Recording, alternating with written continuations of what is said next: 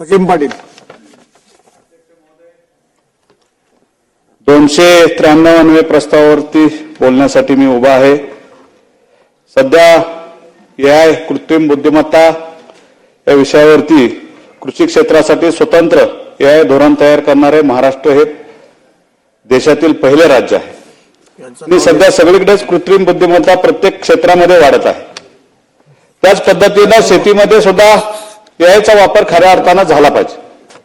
आणि एआय आपल्या प्रत्येक शेतकऱ्यांसाठी, लहान शेतकऱ्यांसाठी अतिशय महत्वाचा आणि जिव्हाळ्याचा विषय आहे.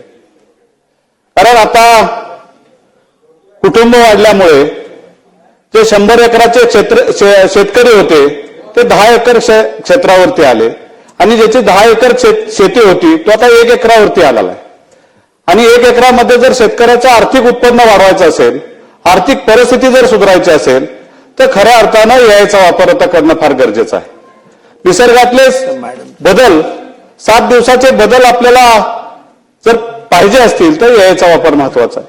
निसर्गामध्ये पाऊस कधी येणार आहे, वातावरणातले बदल कसे होणार आहेत, थंडी कधी पडणार आहे, ऊन कधी वाढणार आहे आणि त्याच्यामुळे त्याला पिकावरती जे लागणारा खर्च आहे, पाण्याचा खर्च, पाणी असेल जास्त पाणी दिलं शेतीला तर शेती चांगल्या पद्धतीनं पीक उत्पन्न देत नाही. त्याचबरोबर औषध कुठलं मारायचं, औषधाचा खर्च कमी होणार आहे आणि त्याच्यामुळं शेतकऱ्याचं कमी खर्चामध्ये जास्तीत जास्त उत्पन्न निघणार आहे.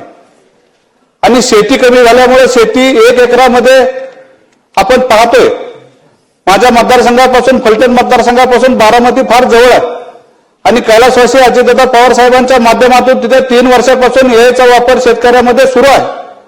आणि इथं 40 टन एकरी उत्पन्न शेतीचं, ऊसाचं उत्पन्न निघत होतं, तिथं आता 100 ते 150 टनावरती शेतीचं उत्पन्न गेलेलं आहे. आणि जिथं आम्ही एआय वापरत नाही तिथं आमचं 40 टनाचं ऊसाचं उत्पन्न आहे. आणि मग शेतकऱ्याची खऱ्या अर्थानं आर्थिक परिस्थिती सुधारायची असेल तर त्याच्यासाठी सरकारनं एआयचा वापर, आपण एआय वापरलं पाहिजे. आणि एआय साठी खऱ्या अर्थानं शेतीला जसं शेती कृषी विभागाच्या माध्यमातून महाडीबीटी अंतर्गत विविध जसं यंत्रांना, अवजारांना आपण अनुदान दिलं जातं, नाविन्यपूर्ण बाबतीमध्ये कृत्रिम बुद्धिमत्तेचे जे फळ पिकासाठी मॉडेल आहे, या पिकाचा खर्च मुख्य युनिटच्या जवळपास 45 ते 55 हजार रुपयापर्यंत येतो. आणि ते खरंच शेतकऱ्यांना, सर्वसामान्य शेतकऱ्यांना तो खर्च परवडणारा नाही. आणि म्हणून मायबाप सरकारने या मुख्य युनिटचा समावेश शासनाच्या इतर कोणत्याही अनुदान योजनेमध्ये नाही. त्यामुळे लहान व मध्यमवर्गीय शेतकरी यांना एआय तंत्रज्ञान मुख्य युनिटचा खर्च परवडणारा नाही. सदर एआय तंत्रज्ञान महाडीबीटी अंतर्गत अनुदानित यादीत उपलब्ध केल्यास लहान व मध्यमवर्गीय शेतकऱ्यांना याचा फायदा होईल व आर्थिक उत्पन्नात वाढ होऊन आर्थिक सोबत येईल.